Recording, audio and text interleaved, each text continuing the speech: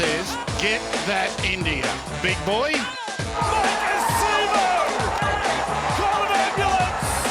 Maybe call a police! Oh, what a shot! What a shot!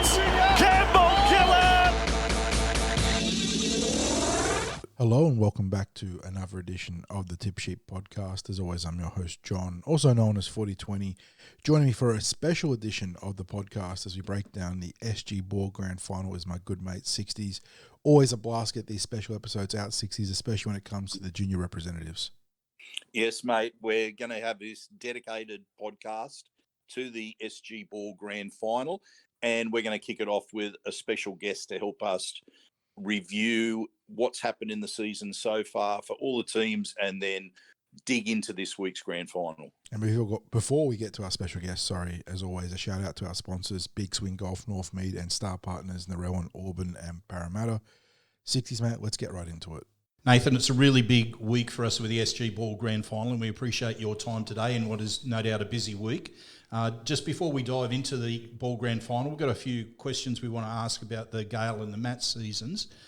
First of all, that level of play continues to rise in the Tasha Gale Cup, and the Eels have now made it in back-to-back final series. They fell short by one game on what they achieved last year. Do you still regard this year as a success for them? Yeah, look, they had a lot of hurdles to get over the Tarsha Gale, a lot of injuries, before the season started. I think, from what I understand, a couple of their better players were out injured, so and then they had their share of trouble early in the year, and making the finals, I think was a good achievement for their team that had their competing was probably their best asset. They certainly, apart from when they played tumble into the Dogs or the Roosters, who were the two sides that were obviously the real class sides of the field. Anytime they played the other sides, they either toughed out and got a really good victory, or they were right in it till the death. So that's probably a good indication where they're at. And next year we're hopeful they can grow again. The Lisa Fiola Cup made waves this year, going through undefeated in their competition in the 4-week bracket they run there right now as a development squad. Given those results there, where do you set expectations for the Tasha Gale for next year? Oh, well, you would hope, looking at some of the girls from the Lisa Fiola, there's some very talented players in that grade, a group of girls that have played together for a little while, I believe, from down Toongabbie. And there's a lot of talent in amongst that side there, and some combinations, I think, from being together. But I suppose the first things first is, it probably was only a couple of years ago that securing the girls' talent was probably pretty easy. So securing the talent now is obviously the first challenge for the club. So whilst they're in the club's colours at the moment, to get them to stay with you for Tarsha Gale, that presents challenges as well now, because as is the case with all the men's grades, whether it be Matt's Cup, Ball or first grade, doesn't matter what grade you look at, players are very transient, and there's a lot of agents now in the women's game as well. So, the first thing, your keys is securing the talent, and then if we can secure the talent, we'd like to think that what they did this year, they could certainly grow on that. Yeah, big time expansion in NRLW means there's 4 new clubs looking for essentially pipelines of talent to fill out to first grade. So it gets that much more competitive for not just Parramatta but all clubs now, doesn't it? It does, and as the money gets bigger, we know that there's a much sort of higher salary cap now in the national women's game. So as money gets bigger, the business side of it takes over a fair bit, and players become more transient than they once were. So what lies in store for the girls in the Tasha Gale Cup, this year's team? Are they will some of them join in the pre-season with the NRLW? Oh, well, that would probably be up to Kate Mullally and Parker. They're sort of running that ship, and Dino's the head coach. So in amongst that, they'll make those decisions, and whichever ones they run with, we'll support. Moving on to the Harold Matthews now, Brownie. They put on a clinic in the first week of the finals up against Cronulla, a really outstanding defensive game they played there, and thereby advanced a week further. Yet this week, the weekend past, they weren't quite able to get the same job done against Newcastle. Had a shaky first half, but came home strong, falling just short. Given those sort of results, what kind of post-mortem do you conduct for such a young team? Oh, look, the Mats Cup, going down 18-16, it was 3 tries apiece, and we had a shot at goal with 5 or 6 minutes to go to draw level. I thought, Cronulla were probably a little bit better side, but The Knights were a touch better on the day.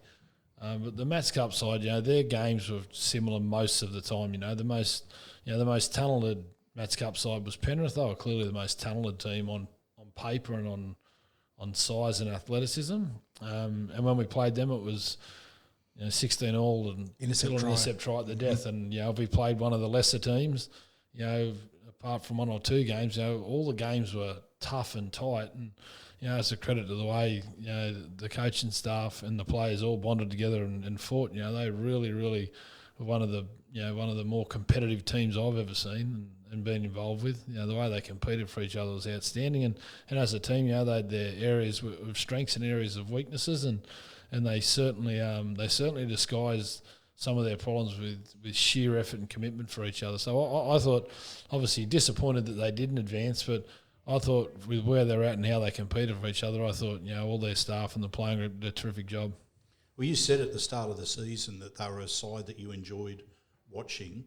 So what sort of qualities would you hope that they retain as a team, and what do you think they maybe need to attain as either a team or as individuals just to take that step further? Probably you'd want that togetherness and competitiveness. They competed terrific, and if that, if there's sort of, I think there's about half a dozen boys or maybe one or two more that played some footy that year. If they can help keep that with the next crop of players that could come, and there's some quite talented players that are going to be coming into that Mats Cup next year, from what I understand. If they can keep that competitiveness and add a little bit more talent to it, there's a good opportunity for them to put themselves in a position like the side did this year to advance. Will you be looking to include a group of the Mats players in the Jets program this year? There's some sort of things. We're just sort of going through that at the moment, and we'll wait till the ball go out to officially sort of knock over where we're going to go out there after the GF. So in the next sort of week or so, we'll probably tidy that sort of stuff up. They've got their school stuff on, and that was the other thing I was going to ask. What else is there for them? School stuff? Yeah, well, there's a lot of those boys got their school footy, haven't they now? So schoolboy representative stuff as well. It's a lot. That sort of. That space is very different to what it was many years ago because of the amount of football the kids have with school footy and their weekend footy. So it's a balanced act for the club. And in the past, the clubs had the sort of a one night a week for a sort of 6 or 8 week block where they've obviously dealt with the first grade coach, which is great for any of the kids. So we'll work those numbers out and which kids will advance to the Jets and which kids will hopefully be a part of the club, but maybe in some other area. Now, we're going to shift to the SG Ball because it's a big week. It's a grand final week. During the season, they had really big matches against the Raiders and the Panthers, but literally got thumped in a couple of those games, like bigger score lines than what they'd had where they'd beaten every other team, I think, apart from those two teams. But we saw a vastly different kind of performance on the weekend against one of those teams, against the Raiders. What do you put that down to, that big difference?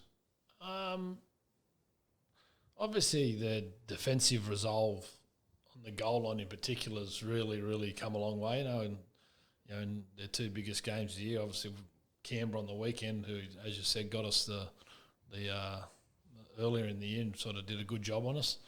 Ended up being minor premiers Canberra, and they certainly looked the team to beat in that grade at that time. And then the week before against West, who understands got a lot of the boys that played in the Mats Cup that won last year, and a fair few full-time players like some of our blokes were early in the year. They were a very offensive-based team who could really score and had some quite talented players, and the goal line defence in those two games, was probably the real highlight. Well, one of the two highlights for me. The other one was that, the team probably getting to, being able to consistently, I suppose, get to a kick and give Ethan Sanders a chance to control the game with his kick, and that's something that's Ethan's improved this year because he's naturally a very, very good kicker of the ball, and having a good kicker, not using it's not a smart thing, so having a good kicker and using him a little bit more regularly just on the back of your ball control has been pleasing, and Ethan's sort of learning to manage games. He's only a kid, and he's sort of slowly understanding that, when you have got a tool there that's that good, if you use it well and use it smart,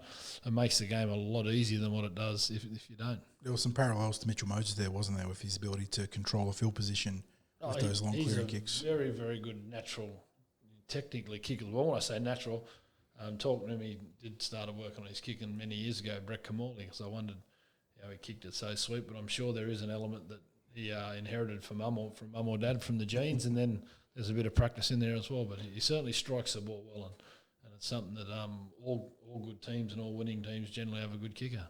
And you already touched on it, Brownie, but defence was the order of the day on Saturday. They'll obviously want to be a key focus moving forwards up against the Newcastle Knights, in the SG Ball Grand Final. But what else are you looking for the team to be doing on Grand Final day? What else does it take to win a premiership in this grade? Oh, look, the things they've highlighted in the last two games, their kick chase games the kicking games been very good. Their chasing game on the weekend to shut down Chevy Stewart, to not provide him with any space was very good. And then their goal line defence, those two ingredients there, if they can do that really, really well again, they're going to give themselves a chance because, Newcastle's, again, when the finals come around and you looked at the ball competition, Canberra were obviously the team to beat, and they ran first. And if you run first, you obviously have done a little better than all the other teams. And but when you looked at it on paper and you watch other teams play, it was, if the Roosters played the fifth place team, it wouldn't have surprised you. If the Knights played Parramatta, it wouldn't have surprised you. If 1 and 2 went through, it wouldn't have surprised you because it was actually quite a close competition. There's obviously a fair bit of talent scattered around those teams that were in the top six. So it was a pretty even sort of top six, and thankfully for the Eels that the boys they got some really key things right on their 2 days so far. The Knights are a bit of an unknown to us because the Eels haven't played them at all this year. We are familiar with the name Miles Martin because he was with the club prior. What do you know of the strengths of the Newcastle team? Oh, look, they've got some very talented players. They've got a fair number of players who can beat people, make the defence miss. Both their edge back rows look likely. I think one of them young boys is from Penrith. The fullback's a wonderful support player. He turns up on multiple plays and he's got the mullet like Pappenhausen. He runs like him, like he's quick. Both the centres again can really beat their opponent really well. Miles Martin was here, who obviously a lot of people around here are probably a lot more aware of than myself. Yeah, so they got some really talented players in their team, and the pleasing thing for both sides is, and with the Canberra team last week, and the Roosters team and the West team we beat the week before. The kids, there's groups of kids in all these sides that if they maintain some discipline and make the right sacrifices, I'm seeing numbers of first graders in all the clubs, and that's ultimately winning's the great thing for the boys that are a part of it, for Stevie O'Day and his coaching staff who have put so much of their time into them. Winning's the ultimate thing for them, and they'll have that memory for their life. But at the end of the day, for the football club itself, it's have they got first grade players in it? And I'm seeing for the Knights and Parramatta this week, there's numbers of players for both teams that will one day play first grade, whether it be with the club they're at the moment or whether it be somewhere else. But there's definitely a handful of first graders getting around, which is the whole idea of the competition. We had a look back at the last time the Eels won the SG Ball Premiership in 2017, which was Dylan Brown's class, and for both Cronulla and the Parramatta Eels, there was a serious amount of first-grade talent running around in that team. So it's not a guarantee, is it? But it's a good indicator of... Look, if the competition's pretty reasonable, which is that it's the first time I've watched a lot of SG ball for a number of years. When I was at the Knights, I watched a little fair bit of a Mats Cup there one year. We had a good Mats Cup team, but I'm not probably the best at judging whether it's a really good comp or not. But that top six teams, to me, there's players in each club where I reckon if they were available on the market, they'd be pretty popular. Any one of 16 clubs would say, I'll take it because they're a genuine chance of playing first grade, and that's really pleasing. And there's some ones who, you go, I'm pretty confident this bloke will definitely play first grade, and there's a handful of blokes here with the right attitude and a bit of luck, given the right opportunity, they're a chance of making it, So it's pleasing for the game, and it's pleasing for the, in particular for the holding clubs that have got those players, because, ultimately, if they're at your club, you've got a better chance of keeping them than probably going and signing them. But that's still the challenge, isn't it? Keeping the talent, especially when you've got, like a number that fit into either they'll make it. Well, they're a chance too. Well, back in the day, this is it's so different now the way it worked, many, many, many years ago. So if I go back to my time, if I played hooker and there was another really good hooker, no one cared. You just all did your best and you played reserve grade or you played 21s and you bided your time, where now if you look at the Knights, for example, they've got two really good centres. I think one of them's out with a head knock this week. He's not playing. So they've got two really good centres and they look in front of them and see Dane Gagai and Bradman Best and then people would tend to want to move them to get them there quicker these days, whether it be agents or parents or the kid. There's a real lack of patience amongst kids, so they tend to move. Like we got young Ethan Sanders, who's looking a real likely prospect. If we've, I don't like to give too many of the kids too many rap shakes. You want them to keep pretty level, but he's looking a likely prospect. Well, the two halves in front of him have just signed up for 5 years and 8 years. So, so sometimes pathways don't help. But, in the case of a lot of these young kids, hanging around a little bit longer will benefit them longer term. You look down at Melbourne, young Jonah Pezzett, he was at the Knights and won a Mats Cup competition when I was at the Knights there and played some good footy. And he's been in Melbourne now. And last year he was obviously the New South Wales 19s and did really, really well. And I'm sure he could have picked a number of clubs to go to, but he chose to stay at Melbourne and actually play behind Jerome Hughes and Cameron Munster, which I think is great advice, whoever gave it to him, whether it was dad, agent, mum, whoever it was. It's great advice for him because his time will come. He's played a little bit of first grade now and he'll play more Q Cup. And, the best example of it is Harry Grant, how good a player he is. And he wasn't playing first grade at 19. He paid his dues. He probably would have been at some other clubs, but because he had a couple of internationals ahead of him, he had to bide his time. And now he's one of our real star players, So even at Parramatta, we saw Murata, right? He paid his dues in reserve grade for the Eels and became out a better player for it. Yeah, I don't think we're ever going to see the days of Maxi Krilich biding his time behind Fred Jones. No, I think setting a record for a number of reserve grade games. I think they're going, and us as clubs too, we play a part there too, don't we? Because if we've got a bit of a hole as a centre going forward, and you recognise that there's a real good one at Parramatta or a real good one, at Newcastle, we go and say, well, aggressive mate, you come here, mate, we've got a bit more of an opening for you. If you stay, there's no opening for you, mate, because those two blokes can. So we all play our part in it. Played that way. Everyone plays their part in making it more transit, whether it be clubs, coaches, agents, recruiters. We're all as bad as each other in the way that it unfolds. But at the end of the day, sometimes I think the kids and the parents and the agents being a little bit more patient gets a lot more longevity and a lot more consistency out of the play, But as I said, we all play our part though. Yeah. So let's put the spotlight back on the Eels, Brownie. You've already mentioned defence, the kick and the kick chase. But what premiership winning qualities do you see in the team that's going to take the field on Saturday, whether it's on an individual level? I know you said you don't want to give too many plaudits out to players, but whether it's individual or as the collective team.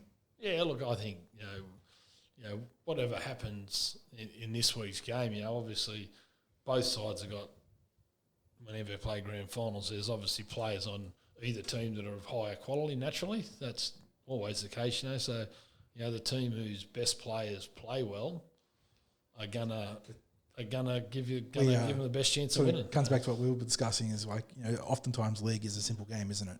You can get overcomplicated talking about structures and attacking weaknesses.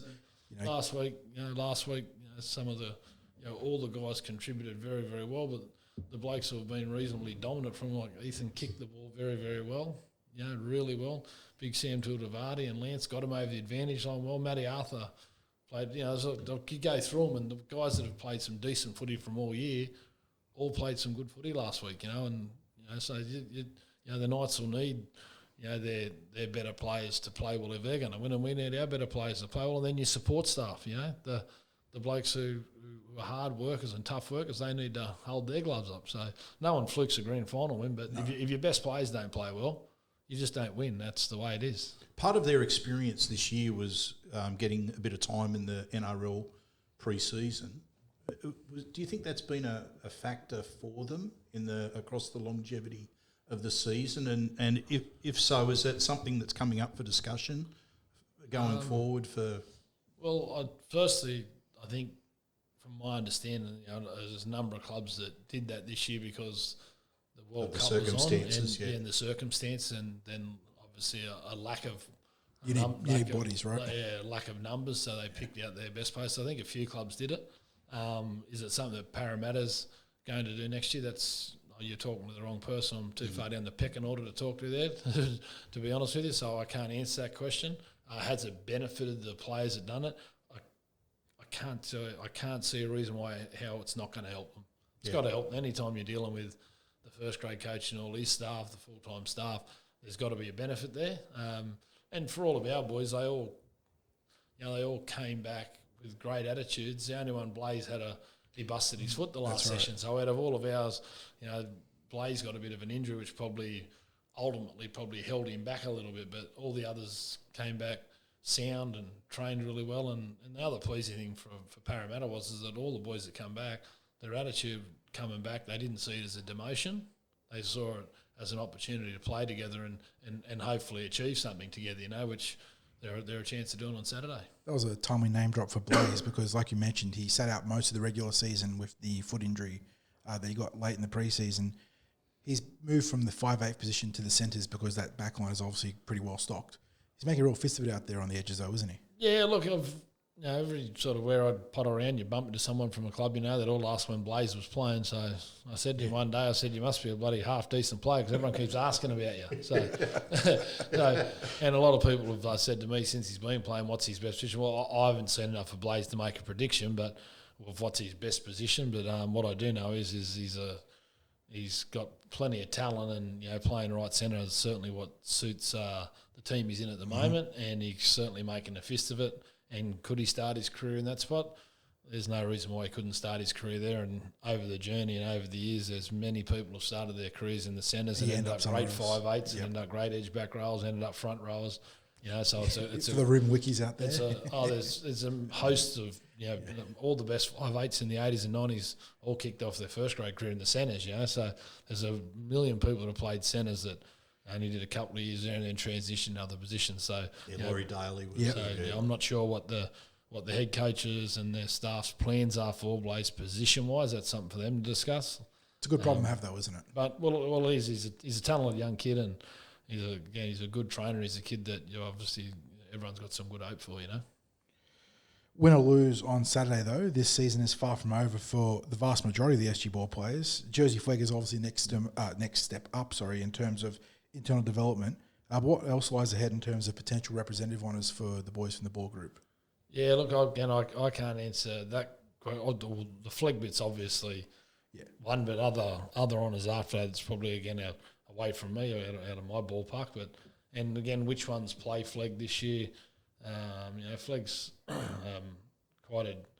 it's a bit different at Flegg now, being under 21s. There's quite some mature players there, so I think we'll have a fair number of kids that will probably train with Flegg.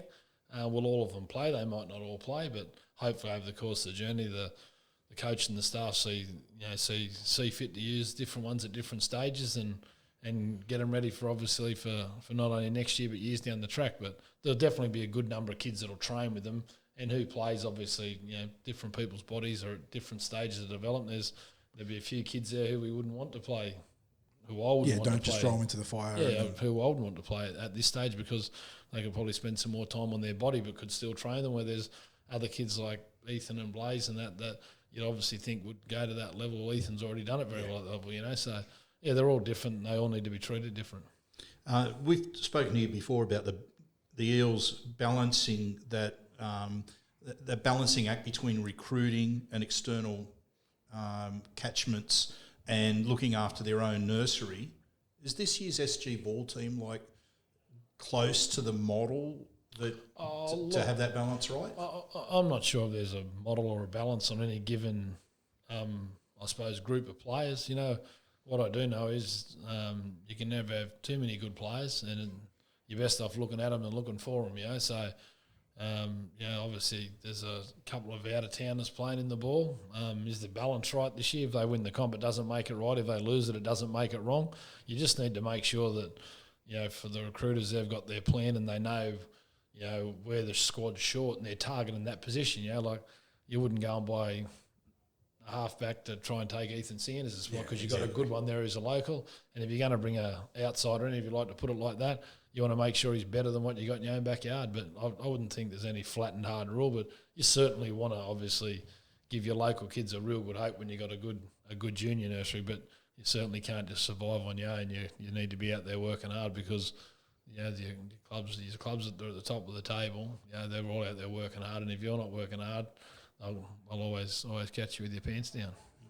Now, I'm not sure if there still is a national championship game after the grand final this week. There used to be, but if not, win or lose, the junior reps wrap up end of this weekend with the Eels either taking the premiership or not. But on a personal note, where does your attention go to now, Brownie? What happens for you? Well, I'd like to go up and I do a little bit of work, in particular with the assistant coach in the Flegg. Do a bit of work with them, hopefully, and do some video stuff with them and with some different players. With the women's, the national women's, I'm going to be playing a small part there with Dino and Kate and Parking out. They want me to do a small play a little small role there, so I'll do a little bit there and whatever else pops along, I suppose. But they're going to keep me busy, they said. That's a beautiful way to wrap it up, Brownie. Thanks for your time, mate. Thanks, fellas. Yeah, a massive thanks to Nathan Brown there, 60s, for taking the time out of his week to not just preview this grand final with us, but also talk about the junior representative programs in 2023 as a whole. Yeah, really appreciative of his time. And now let's dig into our thoughts on the grand final. Yeah, let's quickly go through the team list as always, 60s, because that's where it's going to start. This one is kicking off at 2:30 p.m. out at Leichhardt Oval. If you can't get out there, you can catch this one on New South Wales Rugby League TV or on TCT via our live updates. We'll quickly go through this Newcastle lineup, 60s. There is one notable name that we can pick out pretty easily, but starting at fullback for them, they've got Fletcher Sharp. On the wings, Kyle Colburn and Kyle McCarthy, a pair of Kyles there. In the centres, Ethan Ferguson and Logan Aoke. I think that's how it's going, Logan. Sorry about that, mate. In the halves, Jai Linane and Taj Blackman. Front row, Rory Whitby and Caleb Garvey are the bookends. Malachi Smith at dummy half. Now, here's a big one. In the back row, you've got Elijah Salesi Iomawana, I think, and then Jermaine McEwen. And then the captain of his team, well, this one's a familiar face, 60s, but Miles Martin, who was an outstanding middle forward for us, got poached by the Newcastle Knights, leading this team in the SG Ball Grand Final. On the interchange, they've got Cooper Begeni, Tamai Kamawana, Wario Rere, I think. That is an absolute mouthful. I'm sorry about that one. But Jaden Harris and Bo Slade round out their interchange bench. Bailey Carmichael is their reserve player. For the Eels 60s, this is pretty much their full-strength lineup, outside of maybe LeBron, who's obviously injured. They've really packed in this starting team, though. They've had a bit of balance on the bench in the last few games with some of their gun players in the interchange. They've gone all out this time, though. Starting team is loaded up, which means at fullback you've got Arpa Tweedle. On the wings, Devontae Vivella and Muhammad Alamadine. In the centres, Richard Penasini and Blaze Talangi, who's making an absolute, he is just burning it up in the centres, isn't he, after making that transition from 5/8 to the centre three-quarter line. In the halves, though, you got Joshua Lynn and Ethan Sanders. Front row, this is where we start seeing those loaded up changes, 60s.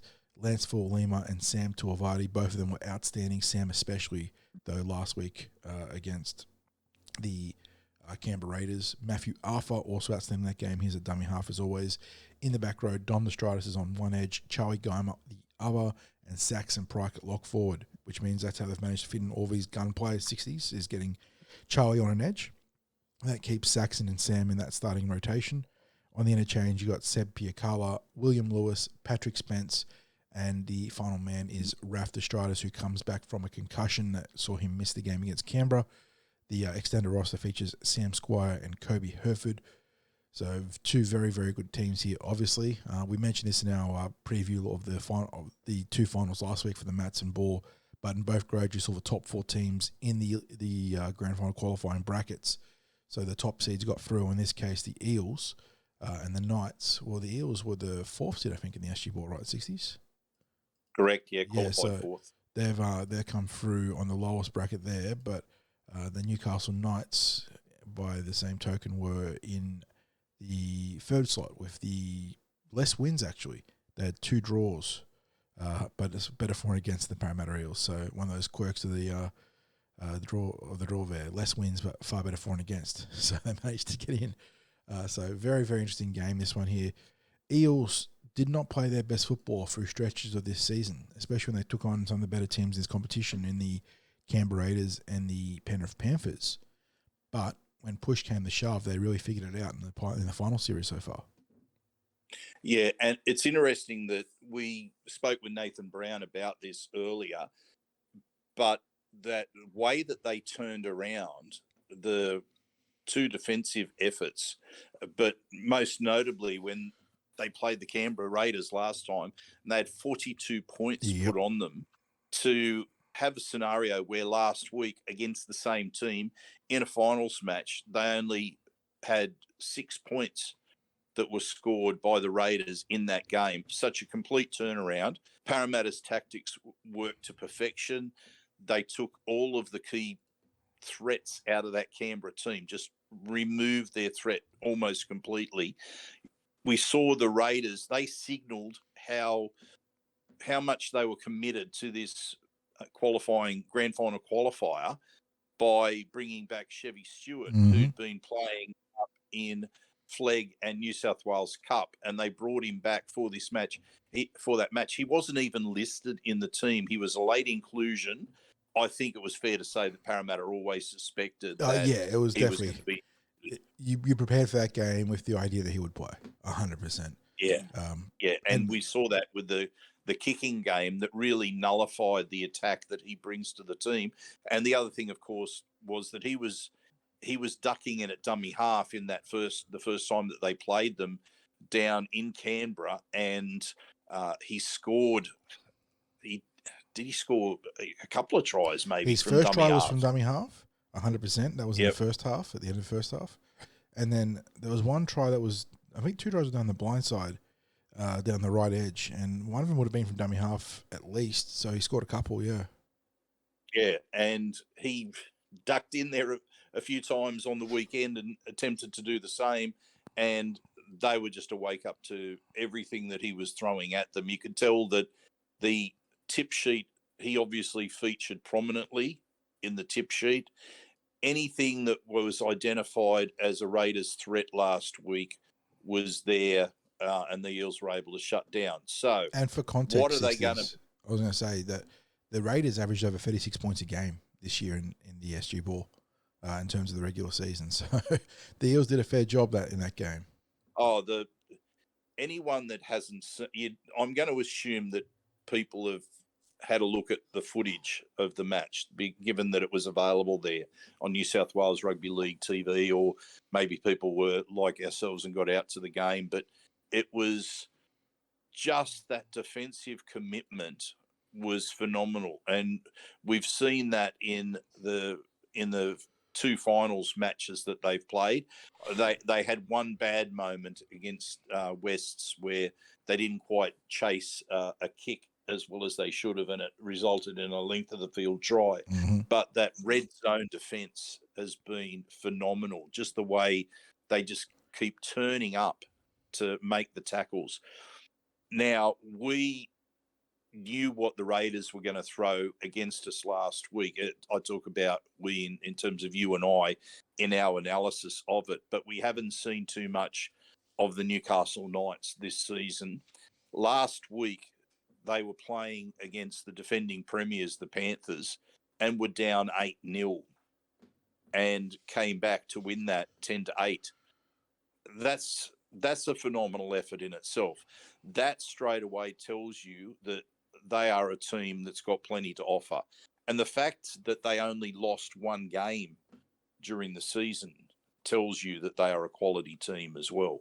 So we know a bit about Miles Martin. He's a player that we obviously didn't want the Eels to lose, but it's I guess that's the nature of junior rugby league, is that you've got to make sure that you get these young blokes locked up for a period of time, and the window was there for the Knights to swoop on Miles. Now, Miles actually came from the bush to Parramatta, so he was from outside our junior system when Anthony Fields signed him. I think, was he from around the Bathurst area? I'm just trying to think. That sounds right, but I'm not 100% certain. Yeah. So my apologies if I've got that wrong. I'm just trying to think back to conversations that would have been about 4 or 5 years ago now, because he was very young when he was brought into the Eels system. I remember I think the first time I saw him play was in a junior reps trial match, and he would have been all of about 14 or 15, and it was over in the, correct me if I'm wrong, I'm thinking it was in the St George area somewhere.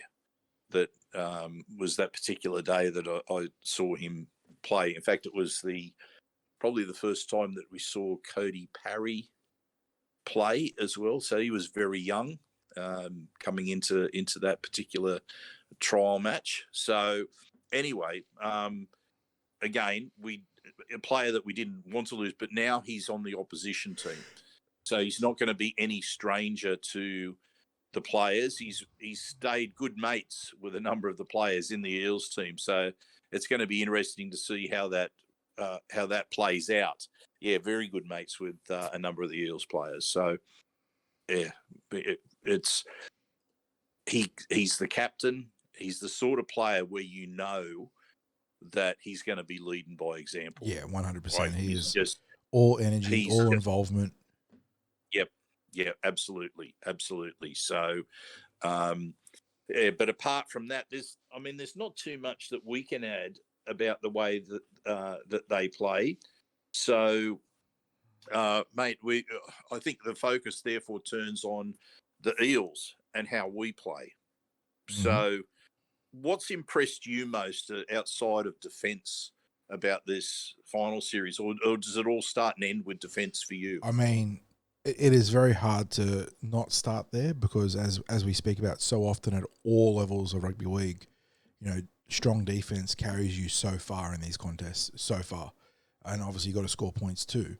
But being the team that has that goal line grit and that ability to turn back your opposition when they get repeat sets and chances to score is such a difference maker. So the fact that the Eels have exemplified that in their 2 finals games thus far in 2023 bodes well. But as we saw with the Harold Matt 60s, they put on a defensive masterclass against Cronulla, but came out against Newcastle, actually. Funnily enough, Newcastle having a very good year in the junior reps.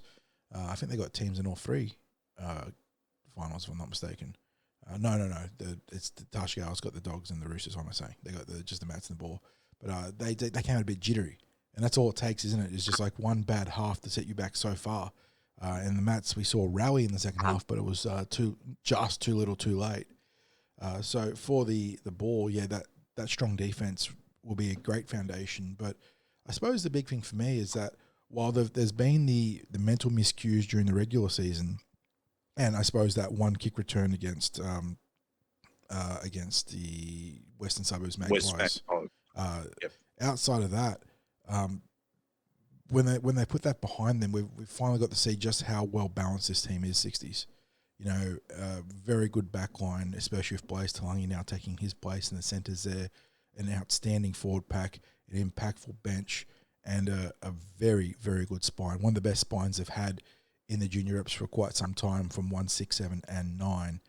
So the fact that we've managed to see this team start to realise its potential, and it hasn't culminated yet, but the fact that we started to see them realise their potential has been very enjoyable. And I think it's a real shout as to how well constructed this team is. And like we spoke with Brownie, that sort of harmonic resonance between looking after your own district and going out and finding those key pieces elsewhere. Yeah.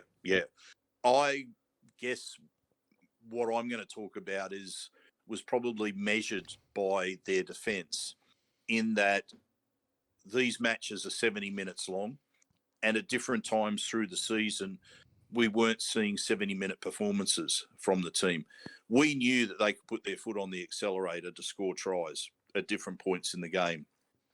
And for a lot of the wins, you'd see some tries scored in batches, and it'd be as if they'd make a decision that they were ready to pull the trigger at a particular point in the game, but then you'd get some errors, or they just have some mental lapses, and it would allow teams to be in the contest where maybe they shouldn't have been.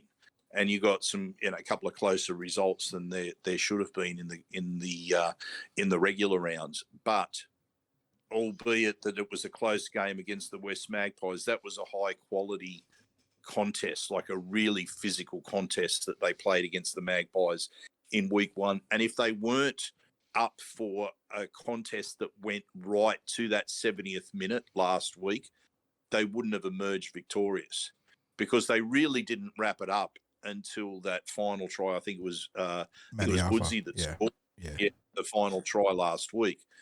He's been a bit of a try pilfer in the final series, hasn't he? He got one against Canberra as well, so making a big impact on the scoreboard as well as on the field itself.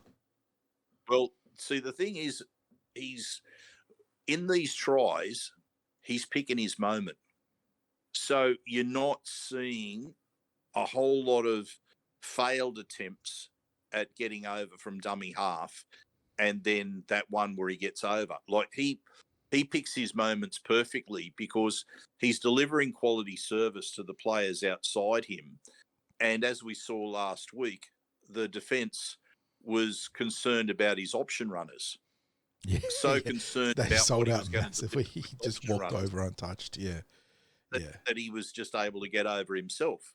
And he's had a number of times this year where, because, as I said, that quality of his service is so good, when the play gets close to the opposition line, they can't afford to over guard against him at any stage. And I guess the fact that he doesn't pull the trigger on his own play that often, that they basically they can't read him. And that was what happened through a lot of the game. Was he going to have a dart from dummy half as the team was working through their yardage? Was he going to take someone up with him? Was he just going to snap a pass off the ground to the halves? He just mixed it up so much that it was almost impossible for the defence to read. We've seen a lot of Matty Arthur over the years, and I would suggest that last week, where he already sets a high benchmark, it was probably the best that I'd seen him play. Well, you talk about his offense, but then up against the absolutely monstrous Canberra forward pack, he was cutting them in half too. Forced at least one error and had a couple of really strong hits. So very good all-round game from Buds there. Yeah, let's also you raised about the spine there, and what we've seen is how well they've been combining, and again, it's been one of those things that we've seen plenty of evidence of during the season, but they've probably produced their best in the final series. As a unit, absolutely. Yeah, they've been in sync fantastically, playing in and around the ruck, those link plays out wide.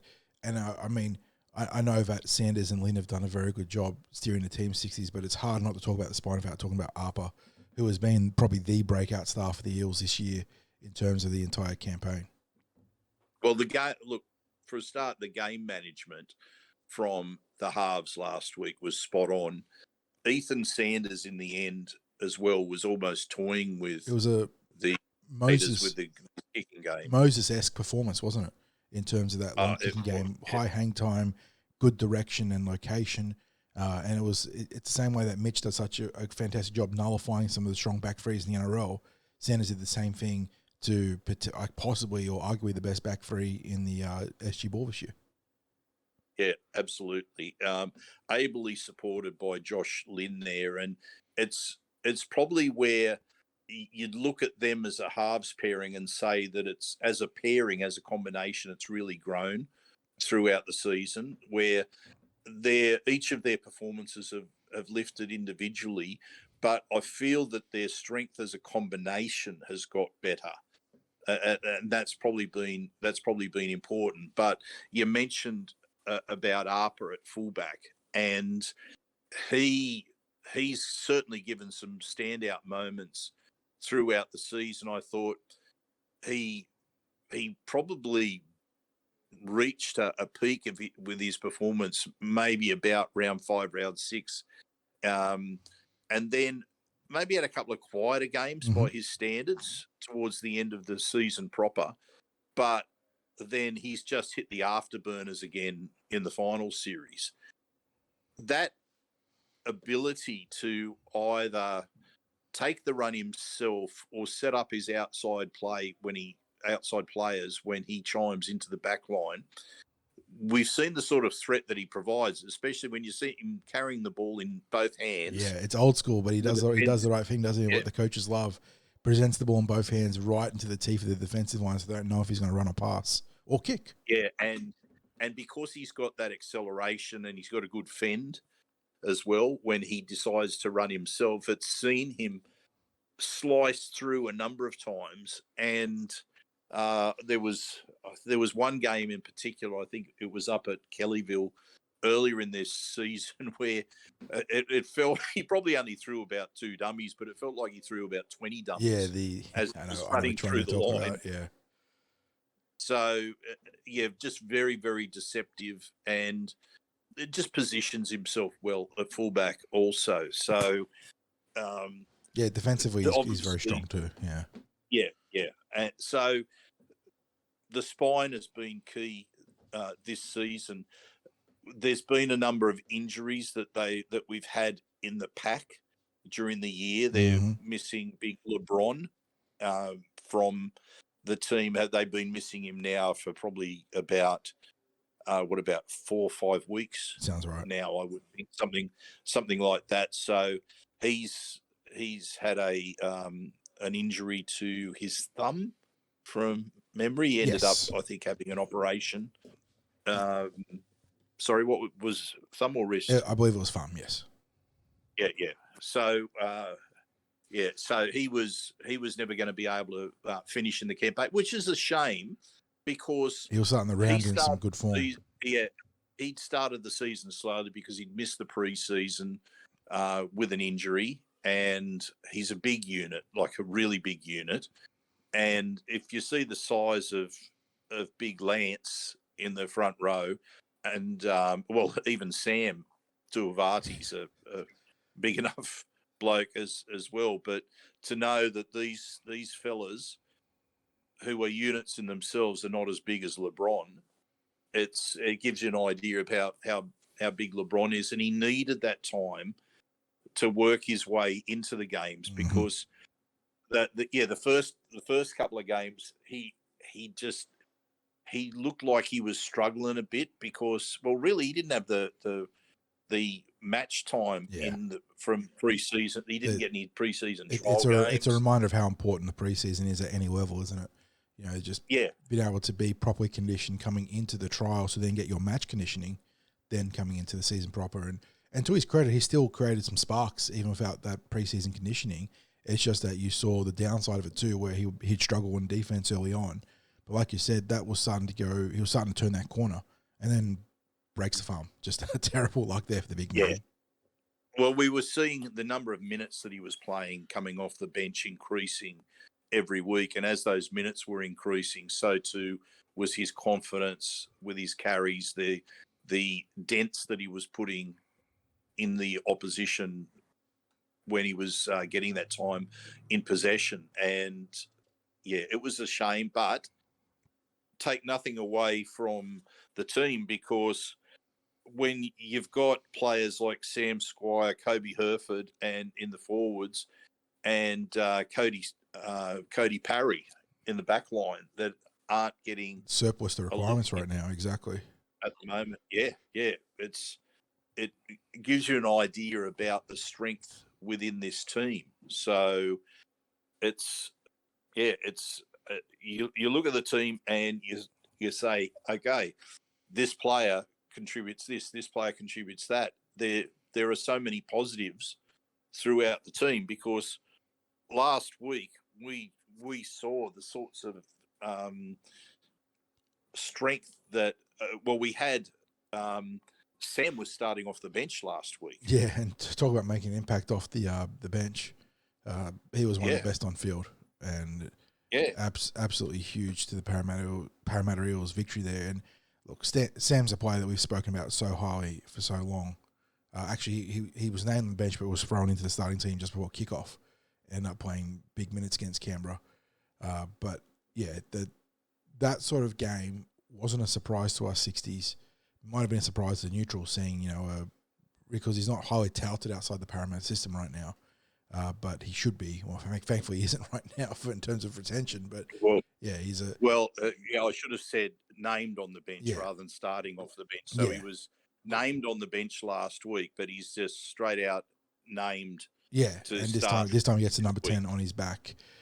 So no mind games there from the Parramatta Eels. They're putting all their cards on the table in that starting team, unless it's double mind games, and they put him back to the bench to mix things up. But no, the thing with Sam and Lance is that and Saxon too. I mean, you really can't talk about the middle three without Saxon. All three of them Can I just say as well that I thought last week was Saxon's best performance this season. Yeah. It reminded me of what he brought to the Jersey Flegg team right at the end of their season last year when he got a few runs with the right at the end of their year. And the game that he played, and I think it was against Newcastle in the final game of last year, and from memory, Newcastle was sitting right up second. the top. I think they were second going into the finals last year. Yeah, they were very good in the Flegg last year. The Eels got a win, and the Eels didn't qualify for the finals in Flegg last year.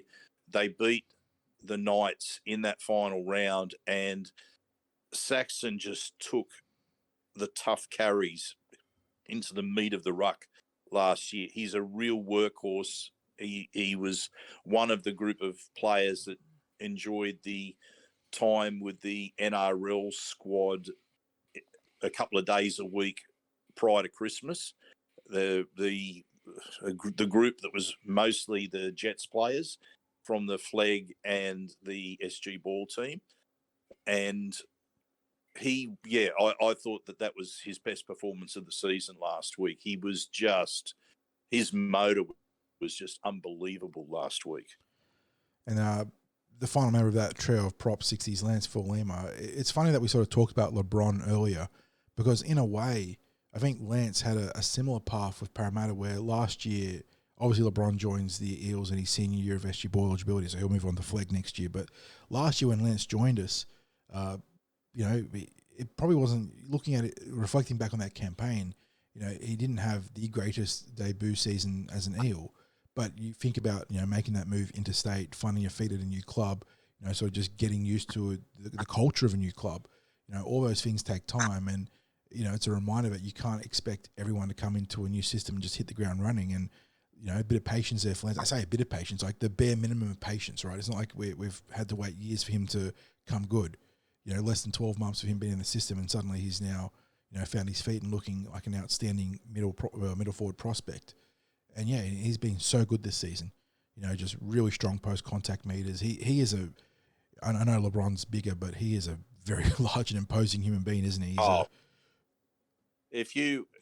Anyone that has concerns about whether a particular player will perform against bigger bodies than junior reps, only needs to go out and watch junior reps. Not on television or on live streams. You really need to get an appreciation of the size of the players out there if you go out and you see it live yourself. We are talking about players running around there who are bigger than some NRL, and quite a number of NRL players. These blokes are, well, I don't know what they'd come in on the scales, but we're going way, way north of 100 kgs. And like the smallest member of the starting pack, Dom Destratus, you'd say 60s, like not counting the dummy half Matty Alpha because that's the spine. Like Dom Destratus is the smallest member of his forward pack, and he's not exactly small by any means. Dom and Raph are built like the proverbial brick outhouses. They are just really chiseled units that and bring such physicality to the game, and it's almost like if one isn't playing one week due to injury, because that's happened, and then his place is taken in the starting lineup. Like if Dom's not playing and Raph comes in instead of starting off the interchange bench, and it's almost like and I know there are subtle differences to how they play, but you almost don't miss any qualities from them because the other bloke comes in, he performs exactly the same. Yeah. They are twins. They are built very similarly, obviously, and they both have that winning mentality, just that competitive determination about how they play. But yeah, just getting back to the size of the players, I think where it comes down, and I'm jumping a little bit ahead, what it comes down to is there is a difference between playing against big age players and playing against men, right?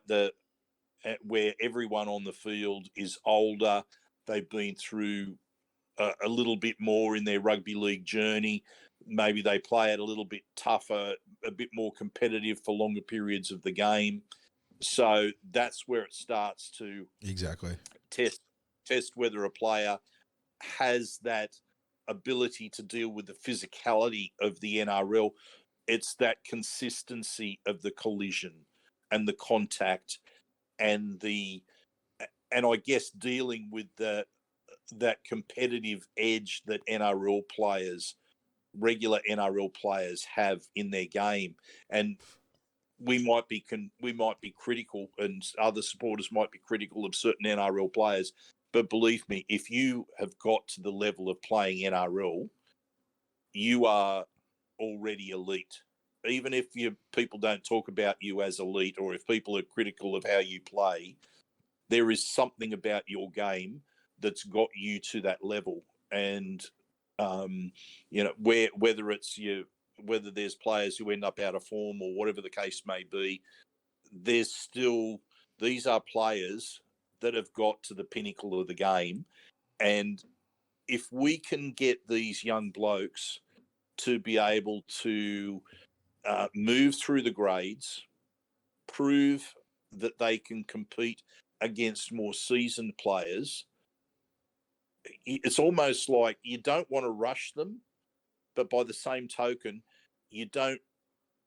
When they're good enough, they're going to be old enough. If that makes sense. There's definitely a balance there, but in this day and age, you need to be as aggressive as you can be without burning out a prospect when it comes to player development, because the NRL is so results orientated, isn't it? You need to have a pipeline of talent constantly refilling. When you get poached or you lose players or injury strikes, there's so many different factors that you're constantly looking to refill the top end talent. Yeah. So just going through the team, and we said we're going to talk a little bit of that.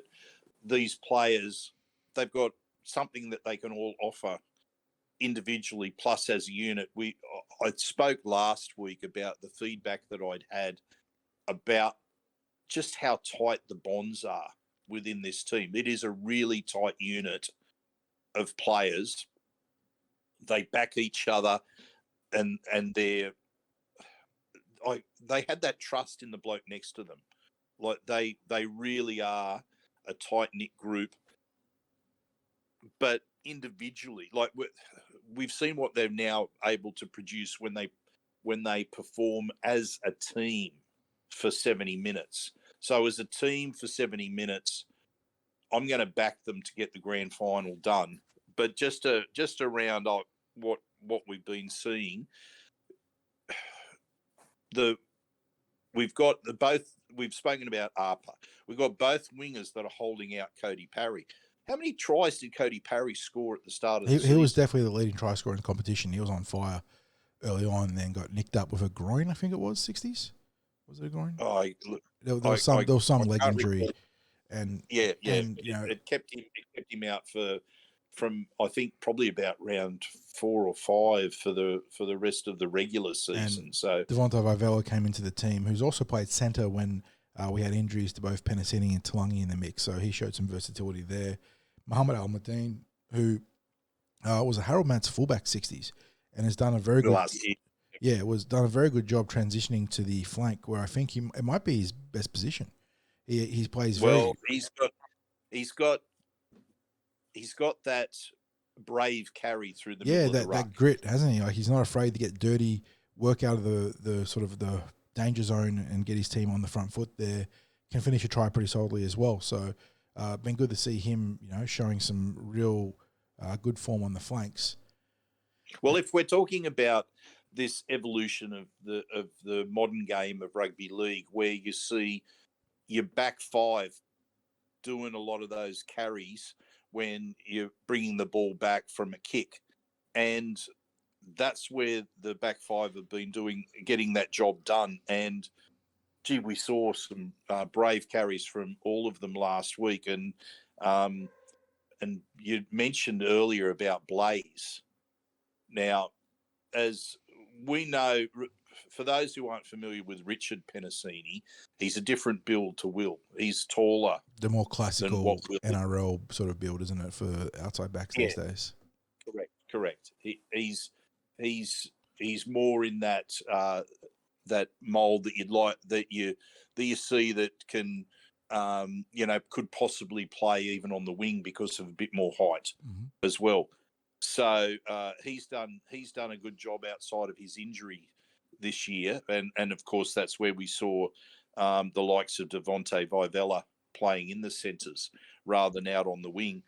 And but Blaze Talangi last week, I thought that was probably his best game since returning from his foot injury. He's been really flashing throughout that entire period, but that was definitely his best whole game. And it's just a reminder of how damaging getting a good centre early ball can be.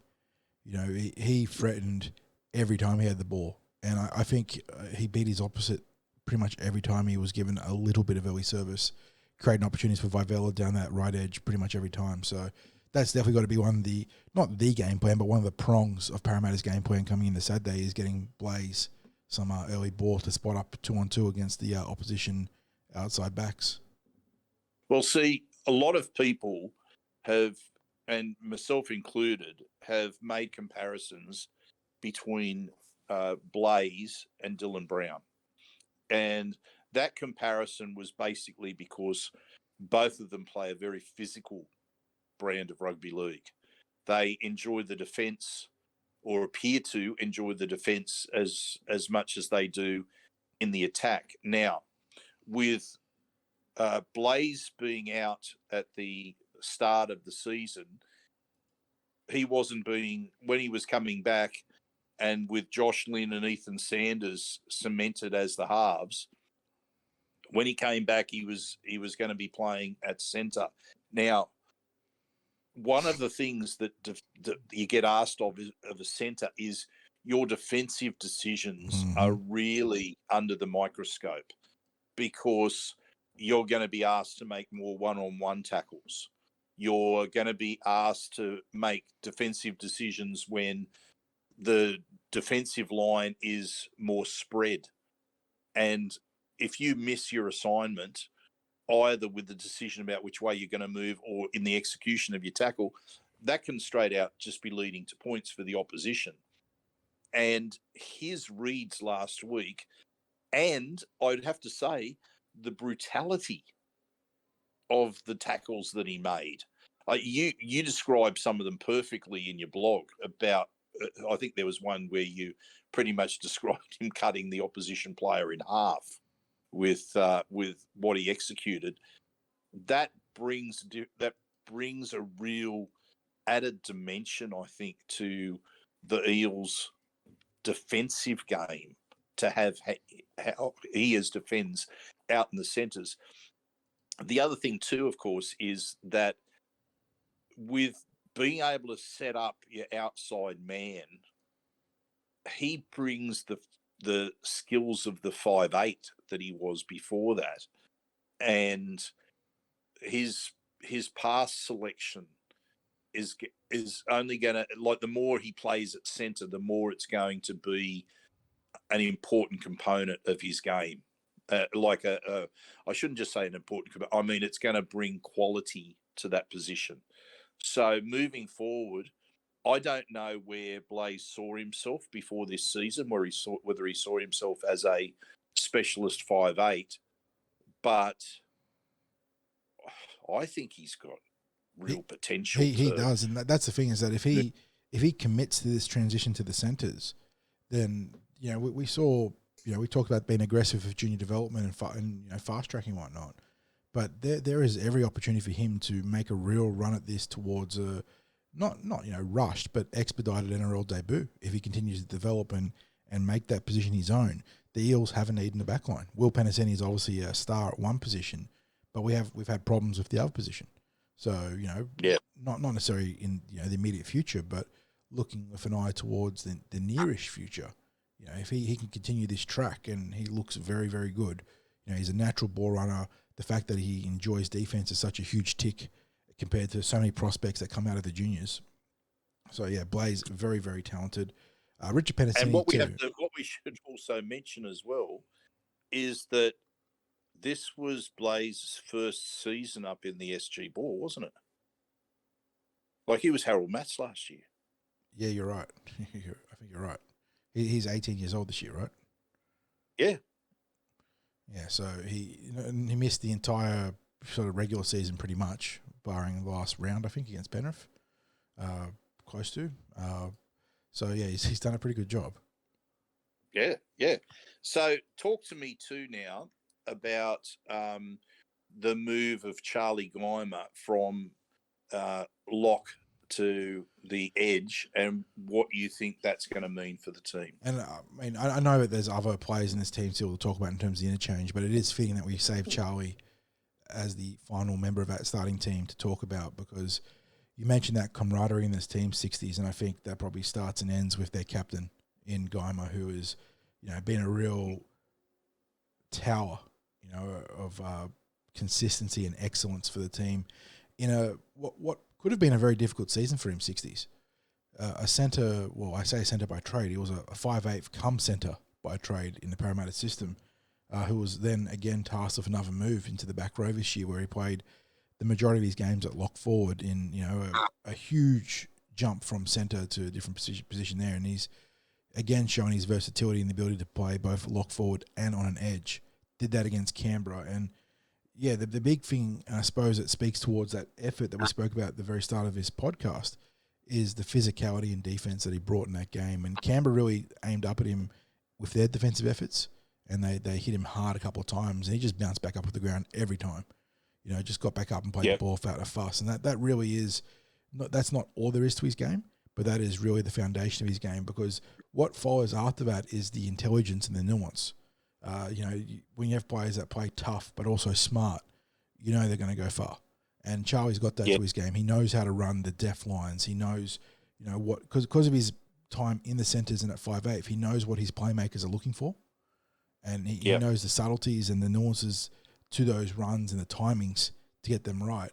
But, what really lays the table for the subtlety is, it's, like the old, the adage of like a sort of male fist, like, the armoured fist covered in like velvet. He plays tough, but there is that veneer of subtlety. Yes, and because he has that background of previously playing centre, and he also played a bit of edge last in the juniors before he's made this transition into that lock role. I don't think it's going to be too much of an issue for him to be playing as to move from a middle role to that edge role. So now I'd also just want to go back a little bit, because I mentioned about how Blaze was playing in the Harold Matts last year. So it was his first year in Harold Matts. He could play SG ball again next season. Let me also add these names to it as well. Muhammad Alamuddin, first year up. We mentioned it was SG the Harold Matts ball. fullback last year. Yeah, exactly. Yep. Richard Penasini was the centre in Harold Matts last year. Sam Tuivati. So here's a frightening prospect for anyone that's going to play SG ball next year. Sam Tuivati could play SG ball again next year. Could might be the operative word right there, though. Yeah. Matty Arthur. First year SG ball, yep. SG ball again next year. One of the fresh reserves, Kobe Herford, could play SG ball again next year. Sebastian Piacala could play SG ball again next year. It gives you an idea about the youth in that team, and when you start to see any of those names appearing in the Jersey Flegg squad in the weeks going ahead, that is also a pointer towards what is the ceiling for these young players. I talked about if you're good enough, you're old enough. Mm-hmm. I'm expecting that they think a lot of these players will be good enough to be playing Jersey Flegg, and I think that there will be. And look, let's face it. You had Ethan Sanders was playing Jersey Flegg last year, and they made the decision to give him a full season in SG ball this year. And look, I also wonder as well whether the injury to Blaze had a bit to do with that. It's something that I never sought an answer on, but given that we'd lost one of the players that was planned to be in the halves for this season, it sort of would have made sense. But I reckon Ethan's, I don't think it's hurt him in any way to be playing this season and getting into the grand final in the SG ball. And probably building combinations of the players that will be eventually there in Flegg with him as well. So it's not, like we've spoken highly about the effort that the Flegg teams put on the field this year. A lot of those players are going to hold their places or at the very minimum force stiff competition from the ball guys coming in. But, the reality is this ball team is also very talented and they're going to push hard for those Flegg spots. Yep. Now, I just got your opinion on Charlie Geimer's shift. Let's now turn the attention to the interchange. What's your takes on our interchange bench? I think our interchange has been really strong all season, 60s. I've been really happy with, these four players here have been the regular fixtures, or whether William Lewis has been starting, and then you'd have, whether Lance or Sam on the interchange as well, just depending on the balance that they want in their rotation in a given game. But the four players here, Piacala, Lewis, Spence, and Raf Destratus, been very, very happy with them all season. Seb has been a very good impact guy. I think, in the season past, I probably would have been a bit concerned about his error rate, but I think this year he's been very good. The impact's been great without costly errors. Lewis has been. Well, he's someone who likes that second phase football, doesn't he? Yes, exactly. And he's always looking for that offload. Yeah, and he's been more effective and more efficient with those offloads this season. So knock on wood, that carries true into the grand final. Will Lewis has been just a real goer. That's probably one of the sort of unifying terms for a lot of the forwards, isn't it? Just been goers. They just get stuck in, and Will Lewis really embodies that. He brought some aggression as well in terms of his off-the-ball efforts. He would be looking to go after kickers, not dangerously, but he'd be looking to let them know that they're not getting their kicks off freely. And then Raf Destratus, we sort of spoke about him when we spoke about Dom. Both of the Destratus boys, incredibly fit. Probably some of the best on and off the ball effort players I've seen in our system ever. I don't think that's overselling it there, 60, sorry. Their efforts to pressure kickers, to lead kick chasers, to be the first one to dive on a loose ball, I think it's as good as we've seen in the Parramatta's junior representative systems since we started covering them. And that's what makes them such great players to, I suppose, as a coach to have in the roster, is that yes, they're very good players with the ball in hand. Defensively, they're very sound. They run good lines. They're tough. Dom, as a starter, probably gets more opportunities, but the post-contact meters are outstanding. But it's their off-the-ball efforts that, make a huge difference to this team. So, both Raf and Dom are outstanding in that capacity. And then it leads me to Paddy Spence. And we've spoken about Paddy in other previews, and that he's probably done the transition earlier than you'd see in the past to becoming this utility, but that's also a reflection of where the game is at now, in that the position he now plays is an important one to the team. When you in the past were the guy that made that transition to, you're a fullback, but we're going to put you into this utility role. You're going to play a bit of dummy half, bit of centre, bit of fullback when it pops up. That once upon a time was like almost a death knell to your development, wasn't it? 60s, where you go through, maybe you play some Jersey Flegg, and if you wanted to stick with football, you play into the equivalent of cup or thereabouts, but you wouldn't get to see NRL. It's actually a specialist position now, and Paddy Spence has a chance to become the guy at Parramatta, where we're seeing Brendan Hands being that guy right now in NRL, being a guy that can play fullback, centre, and obviously wing there too, back row, dummy half, or to not necessarily excellent degrees, but to a competent degree is incredibly valuable to this team. And Paddy Spence has done that tremendously this year. Early in the season, he was caught upon the play in the centres when I think Richard Penasini busted his shoulder, and obviously Blaze wasn't available because of that foot injury, and he did a great job. And here he can deputise Matty Arthur. He can also work into the middle forward rotation. So, he has done a great job making that transition, and it's a credit to a young man that was once playing fullback, which is obviously one of the marquee positions in football these days, that he's sort of got the head on his shoulders to say, I'll make that, I'll take on this new job and make it my own. Yeah, I mean, you are right. Like in the past, if you had the coach or a coaching director or someone within a club system say to you, okay, I know you're a fullback, or I know you're a halfback, or whatever the case may be, but I want you to start picking up the skills in this position or that position because we'd like you to cover that as well. The first thought you're probably thinking is, oh, you don't think I'm good enough in this position? Oh, okay. And like you said, that there's been players in the past who they've moved clubs, or they've or they've taken it as a negative, and maybe to an extent in the past, maybe it has been a negative for a player. But in this instance, we saw Paddy Spence playing a really good fullback role when he was in the Harold Matts team. He's that committed to that changing role for him that he added 8 kilograms to his frame to come into this season.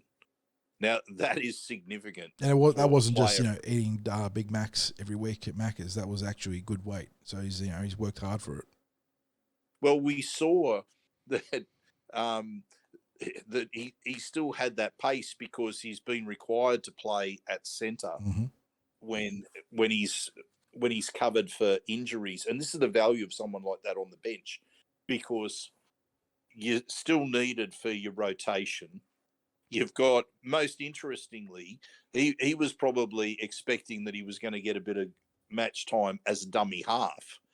And when you've got someone there like Matt Arthur who can play the full match without getting any of a break, your coach isn't going to take you off the field. Isn't going to take him off the field. Like, you don't program in and say, "Oh, look at the 25th minute of the first half, I'm going to take Matt Arthur off and put my bench dummy half into the play," because Matt Arthur's 69th and 70th minutes of the match are going to be just as strong as his first, second, or third minute of the match. If not some of his most clutch minutes as well, as we've seen in the last 2 weeks. Correct. So you want him on there in the closing minutes of halves as much as you want him on the starting minutes of the halves, as much as you want him on in the grind of the halves. So, but the fact that Paddy has picked up some dummy half skills in his training means that he can cover that position even though he hasn't been needed there. As I said, we've seen him in the centre role. There was that try that he scored where he ran, must have been about 70 metres to score up at a match at, I can't remember who the opposition was, at Kellyville, but he was out in the clear and looking to see support, and then he realised as he crossed the halfway line that he probably had the pace to go the rest of the way to get there, which is what he did. A bit of a goose step towards the end as some of the cover defence came across, but he got there, and as you said, we've seen him play out in the backs, in the forwards, part of the rotation. So he's really made a fist of that, and it will be interesting to see how he progresses as that specialist interchange player that can cover both backs and forwards. And there's not too many of them currently within the NRL. It's really such a recent phenomena that if you are developing a player in that role, that's probably almost a unique position to be in for the club, to have someone coming through that is going to A specialist generalist. That specialist generalist. Yeah. So, mate, we've spent an extended time this week looking at the team as a group. We've looked at them as individuals. What are you expecting now this weekend, this Saturday? I think it's going to be a tough game. I look at Newcastle's run through the finals, the fact that they came back from it's that 8-0 hole against the reigning premiers in the Penrith Panthers, and were able to put it together in the second half and shut out the Panthers en route to a 10-8 win. Shows that they've probably got some of the similar qualities that the Parramatta Eels have. That means that they've got the grit, they've got the ability to play with their backs against the wall when it counts. And they spanked the Roosters in week 1 of the finals, 35-10. So they've also got the ability to pile on points. So in that game, it looks like a lot of our outside backs, unsurprisingly, featured. Kyle Colburn bagged the hat-trick. Taj Blackman in the half scored a try. You got, who else was there in there? Malachi Smith got a double as well. And Malachi plays... What does he play? He's a dummy half, which means you've got to watch for the ability to run from there. So they've got a I should say that I'd heard some raps about their dummy half. Yeah, so he's obviously a threat with the ball in hand. The ability to, I'm not sure if he scored from close range, which is very common in the junior representatives. We've seen dummy halves always take advantage of sloppy market defense. So they're clearly a pretty well balanced team. 60s. They've got some strike out in the back line. They've got a crafty dummy half. We know that in the forward pack, Miles Martin is going to be dragging that team with him, regardless if they were good or not. And obviously they are good. He was going to be leading the way, hammering the ball up through the guts. So, yeah, this is going to be a tough game. But based on what we've seen in the 2 games Parramatta Eels play, where they had to come from behind against the Magpies and where they just had a brilliant game plan and executed it outstandingly against the best team in the competition in Canberra, they've absolutely got the chops to do this. So it's going to come down to having the balance of executing the game plan, completing your sets, and then that natural talent that's in this team, one of the best SG ball teams have put together in a long time, giving them the opportunity to combine and create those chances. And the spine, I think, are going to be crucial to this. Early ball for Blaze Talangi and letting that big forward pack just rip in. So it's not nothing fancy. It is very much rugby league 101 there, but that's rugby league. Yeah, I'm expecting that you're going to have another focused performance from the Eels. It's almost been like they've needed to be in the business end of the season to get that focused 70-minute performance out of them, because that defensive effort over the last 2 weeks it's been their best of the season. I mean, congratulations to Steve O'Day for really getting them to play like they are playing right now. I mean, we spoke about the talent that's there, but you've got to have a coaching staff that are good man managers. Yep. To get the best out of their team. Yeah, there's also the tactical element, but also the player management element, and that's that's the hard part of coaching is in the 60s, because anyone can read a book and understand tactics, but getting players to be up for these big games is crucial. Yeah, we know that once they get out on the field, that they've got good generals out there, not just in the captain Charlie Geimer, but they are managed well by that spine. They've got the forwards that are going to lay a strong foundation there. They've got a bit of explosive quality in the backs. So look, and of course they've got the interchange bench that's going to keep the quality of the football up when they come onto the field. Without having not seen the Knights play this season, I wasn't out there early enough at Leichhardt Oval to see the Knights in action. I was out there just for the two Parramatta games last week. Yeah. But you got to give respect to what they've achieved this year. And as I said, when they've only lost one match this season, they're worthy grand final opponents. They finished ahead of the Eels by virtue of the fact that they only lost that one game and had a superior for and against to the Eels. So I think it's going to be a cracking grand final. I'm not going to make any predictions about the score. I don't think I can. If we go into the match with that same defensive resolve, it's going to go a long way to securing victory. There's big things ahead for a lot of these players, but right now that job is to get a title for the Eels.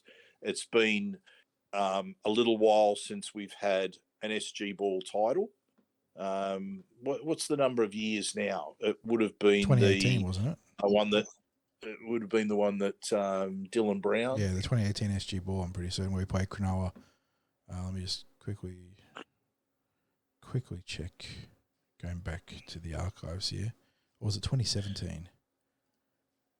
2017 was, because Dylan played the Holden Cup Grand Final that year, right? 2017. Yeah. 30-22 was when we defeated the Sharks, which I believe Jamin Salmon was on the other side of the field. Yes, Ronaldo that's correct. Mortalo as well, Teague Wilton. So you see some fruits of development for Cronulla there. Who else was there? Well, Bronson Sherry. Who else? Luke Metcalf is at the Warriors now. Franklin Pele is at the Bulldogs. And that's it, I think, for the development side there. For the Parramatta Eels, well, Hayes Dunster. You got Dill Brown. You got Matt Dury. Charbel Tassapali's over at Newtown via Cronulla. And that's it on that side. So, yeah, I mean, it's a reminder that as many misses as you get in these teams, if you're making the SG Ball final, grand final, there's a good chance you're going to have 3 or 4 first graders in that team. And this may well be, look, I don't want to put any pressure. I won't make any calls right now about how many first graders are in this, potential first graders are in this Eels team. Let's just get the job done this week. It's been a much better junior representative campaign this year across the grades. All three. We've had all of the finals. grades, all 3 grades in the final series. We had 2 in the grand final qualifiers. Now we've got a team in the grand final, and let's wish them all the best. Let's wish both teams an injury-free grand final. Yeah, 100%. And that all the players have the chance to go on with their football for the rest of this season, because the junior rep campaign is their season is over now. So whether they're going back to their clubs or whether they're continuing on with their respective teams at the Flegg, Jersey Flegg level, whatever the case may be, good luck to all of them, but especially good luck to our Parramatta Eels. Let's bring home the title, and we'll have your live blog 40 coming from Leichhardt Oval, and let's hope it's a repeat of 2017, which was also from memory at Leichhardt Oval. It was, grand final victory. Yeah. So thank you for listening to us today, and we will have our normal preview episode of the tip sheet with the senior grades this week. This has been our special preview, and all I can say is go you Eels. Yeah, always an absolute privilege to be able to cover a grand final 60s. So thanks everyone for stopping by and listening to this special edition of the tip sheet. We'll catch you guys in the next episode.